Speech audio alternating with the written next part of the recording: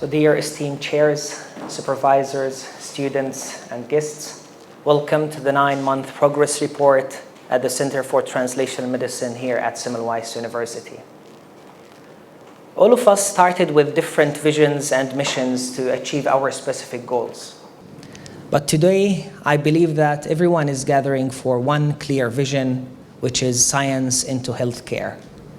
And we have a very strong mission to achieve, which is a breakthrough change in patient care and scientific education. We believe in innovation as the ability to see the change as an opportunity, not as a threat. Here at the Center for Translational Medicine, we provide you opportunities to apply new knowledge and skills by practicing in as realistic setting as possible.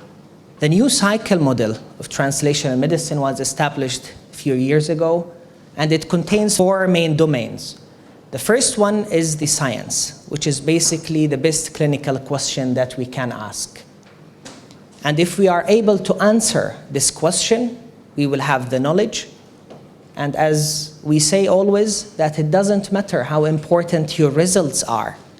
If it's not written and published, no one will know about it. And only after that, only after publication, it can be implemented into clinical practice.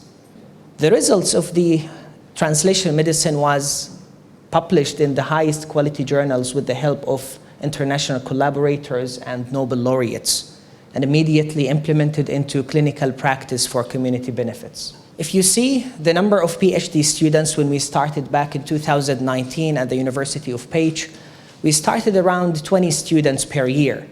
But in the last 3 years, we have 90 PhD students per year started their PhD with us. The first year, we call it the golden year, where you have 4 days dedicated for scientific activities and 1 day into clinical practice.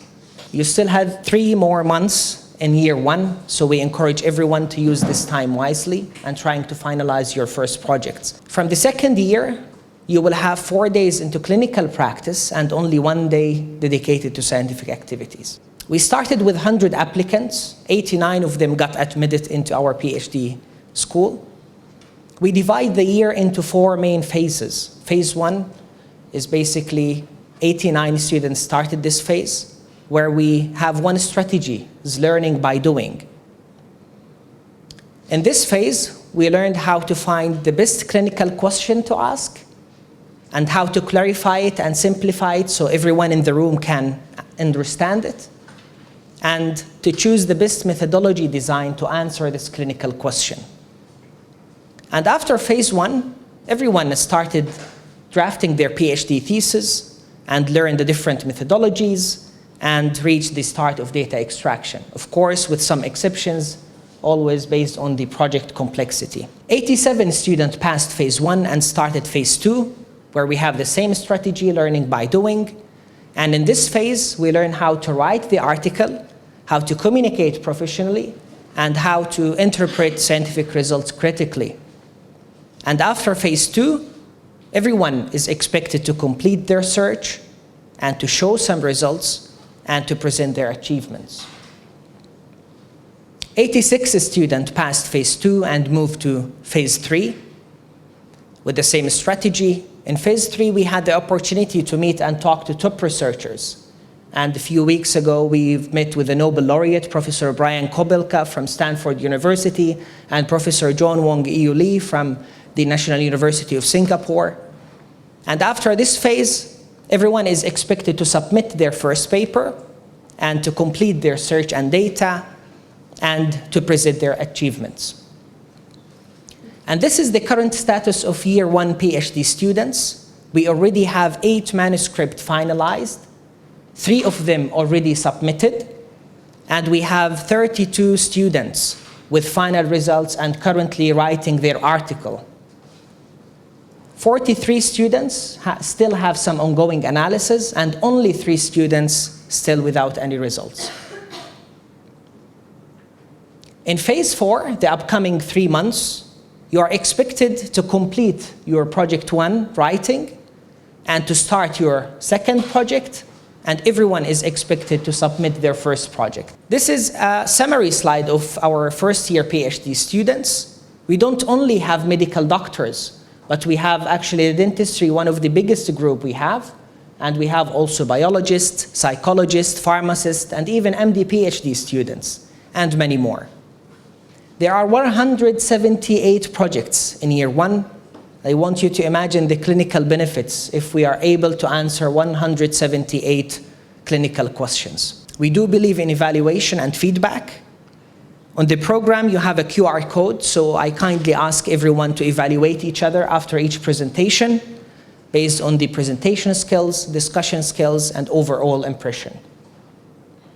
Students will have 10 minutes for a presentation and followed by 4 minutes of discussion, and all students are expected to ask at least one question during the day. We do believe in innovation as well. If you are able to ask 3 questions during the day, you will receive a certificate of excellent questionnaire, and that will be supplemented by a bottle of wine. Of course, we don't only improve in scientific activities. We've established the social club, the sport club, and the art club. And we always invite you to our social events to join us. And our next social event will be the Hawaii party right after the progress report. So we invite everyone to join us to celebrate your achievements together. And our next sport club activity will be the Challenge Day on August 19th. We will have the bike ride around Lake Balaton, so we invite everyone to join us as well. Next week, we have another significant event at the Center for Translational Medicine for Year 2 PhD students.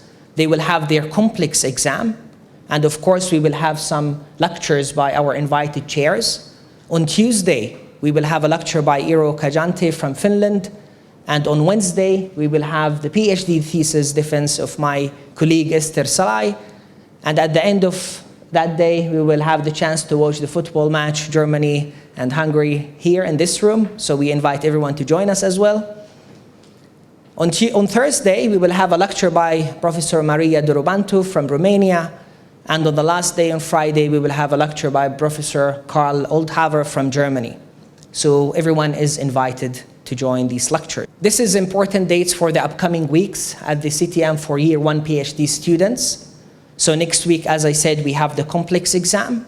The week after, we still have 1 in-person group meeting. And in July, we will have 2 Zoom meetings every second week. And before the progress report, the 4th progress report, you still have the chance to rehearse for that 1 week before. And on the last week of August, we will have the 4th progress report. Believing in yourself is the first key of success. With a clear vision, commitment, and hard work, we guarantee you success at the Center for Translational Medicine. This is a summary slide of the achievements. Only in the last 3 years, we've been able to publish in the highest quality journals, and we already achieved the first milestones with 1,000 impact factor and hundreds of papers submitted and published continuously. With this, I officially pass the mic to our esteemed chair to start the first session. Thank you for your attention, and I am looking forward to listening to all your presentations. Thank you so much.